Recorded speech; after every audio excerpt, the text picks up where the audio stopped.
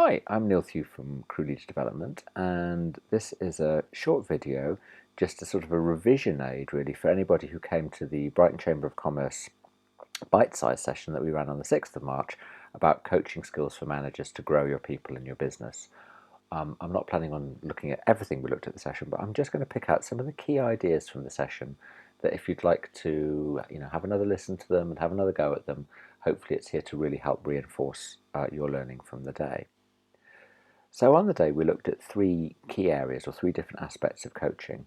So there was coaching to understand somebody, there was coaching to relate to somebody and deepen your relationship with someone and relate to them in a positive way, and there was coaching to help somebody grow and develop. And each of these forms of coaching, coaching to understand, coaching to relate, coaching for growth, has a coaching practice associated with it. And those practices are listening, reflecting back, and questioning. So in the first section, we looked at coaching to understand someone. And if you want to understand someone, then obviously that's all about listening to them well. And we looked at a model where we suggested that there were really 5 levels of listening that become increasingly empathetic as you go through them.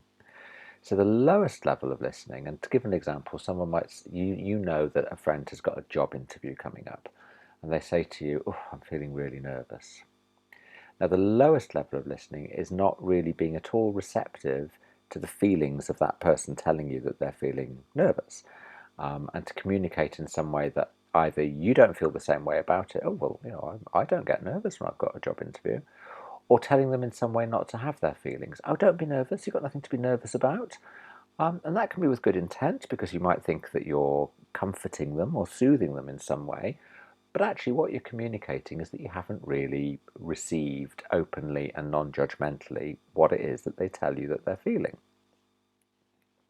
The next level of listening up from this, which again it's a bit better but it's still a lower level, is a response which is about solving or fixing what you perceive to be the problem.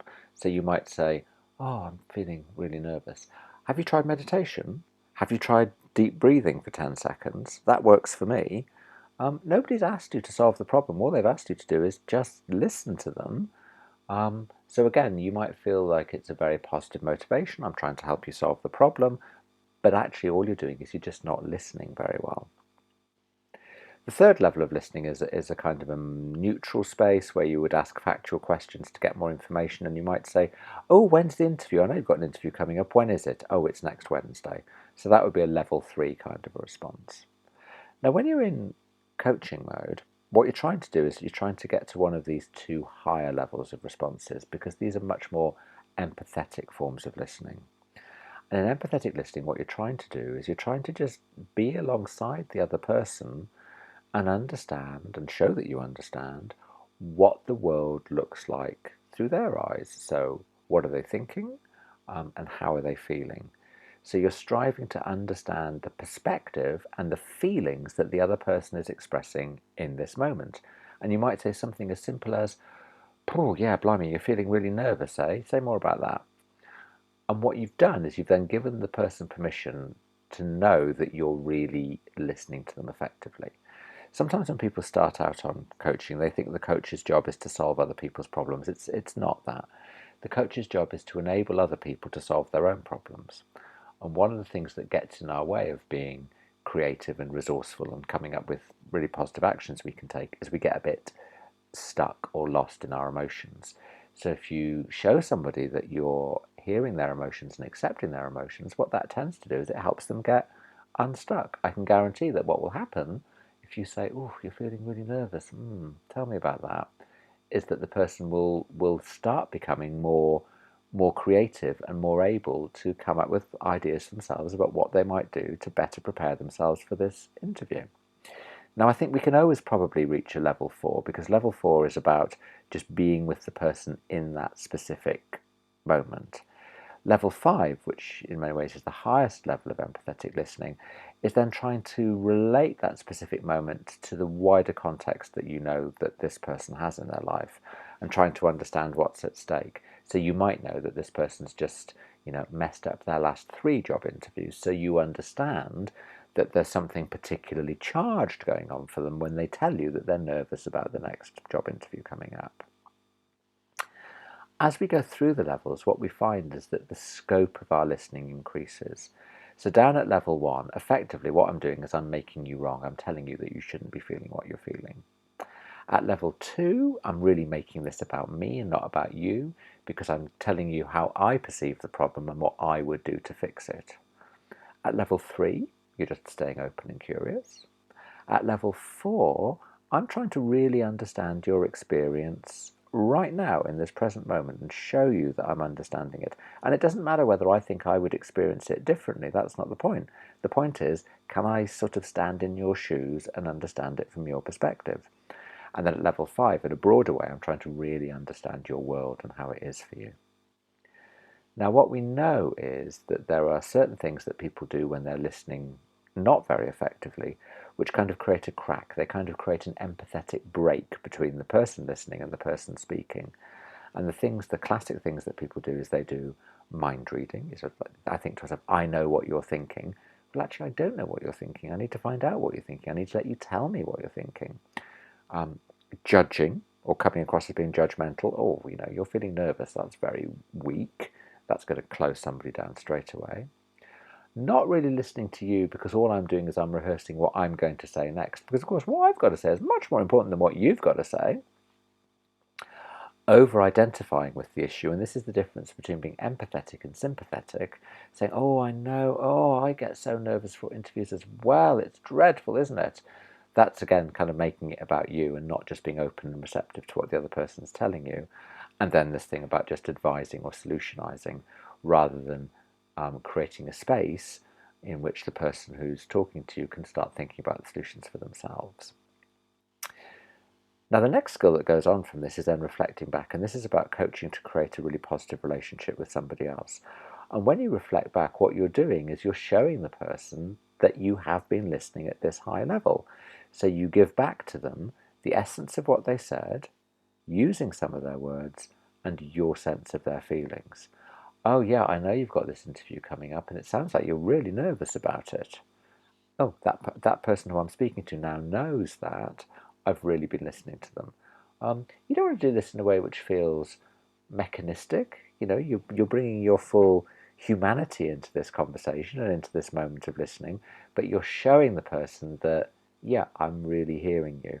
And as soon as you do that, they're going to want to carry on talking. And this is a really good way of establishing trust and developing a relationship that's going to deepen quite quickly. It's important to say that, I don't mean that people should do this in a way which is either manipulative or cynical. This is about genuinely wanting to create a warm and positive relationship with the other person. And the reasons that reflecting back are important are that you'll show the other person that you're really getting them and you're alongside them. You're building rapport and developing a deeper relationship. You're giving your partner a moment to really hear themselves. Sometimes if someone reflects back to me and says, oh, I can see you're really cross about this, I might think, oh, actually, yeah, I am. I'm really cross about this. And I'll really understand that and see that in a way that I might already have said, oh, I'm feeling a bit pissed off. But when someone then says back to me, oh, you're feeling really cross about this, I can touch into, oh, yeah, that is really what I'm feeling. Okay, what am I going to do with that? And in a very respectful way, it leaves your partner feeling fully recognized and fully seen by you. The third area we looked at was, and we did this quite briefly, coaching for growth, helping somebody grow. And one of the ways in which you can help somebody grow is you can question them in a way which helps scaffold and develop their own thinking. Now, the International Coach Federation has a very nice definition of coaching, which is that coaching is partnering with clients in a thought-provoking and creative process that inspires them to maximize their personal and professional potential. So you're trying to help somebody grow and develop and really fulfill their potential, where you're not going to do that by telling somebody how they ought to act. This idea that coaching is about solving someone else's problems. No, it's not. It's about creating a space in which somebody can be creative and resourceful and present, and actually for themselves think, oh, what's the most positive action I could take in this context? So there are ways of asking questions which help somebody sort of step back from what's going on and think and become more creative and decide how they want to act. in this little questioning pyramid, we've got this idea that the questions at the top are the most intense, and the questions at the bottom, or the question stems at the bottom, are less intense. Now, we tend to suggest that it's not helpful to say why, because if I, in that first example, when somebody said, oh, I'm feeling really nervous, had I said, well, why are you feeling nervous? They're immediately going to feel quite defensive, because it sounds like we're making a judgment and we're asking them to justify what they've just said to us. So why tends not to be a very helpful question. It tends to make people defensive or get them waffling, and it tends to close them down.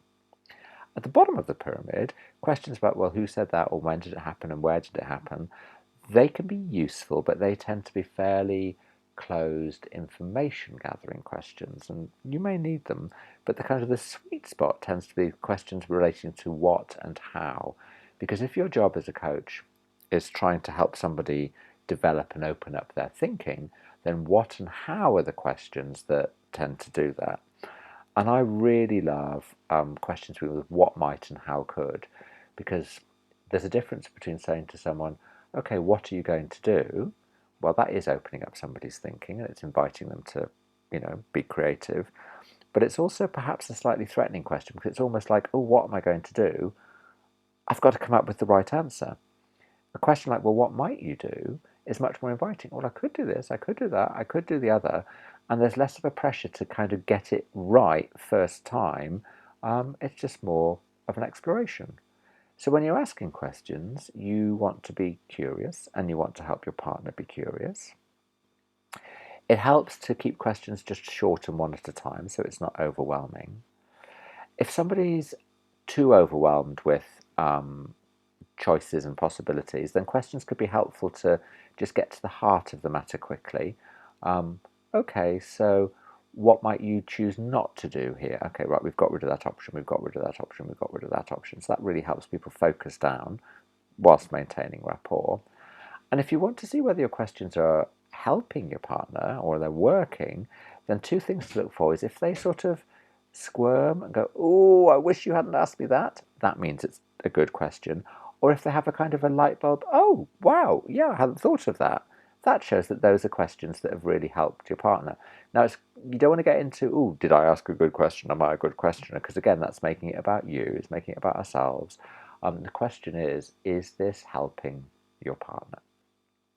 So that's a lot of information, and people will tend to want to use this information in different ways according to your context and what's drawing you to coaching, and what it is that you want to try and achieve with clients or colleagues or members of your team using some of these techniques.